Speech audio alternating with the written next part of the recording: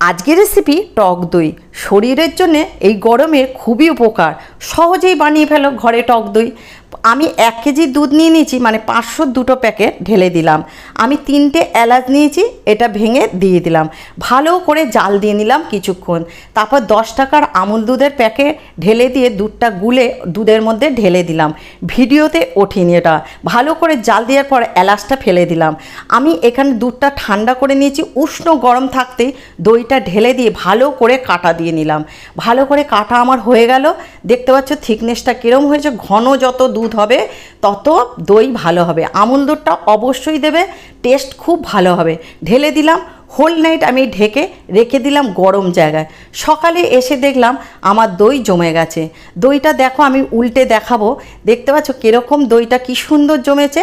এরমভাবেই তোমরা বানাবে, আমি কেটেও দেখাবো। আর হেভি টেস্ট হবে দইটা। এরমভাবেই বানিয়ে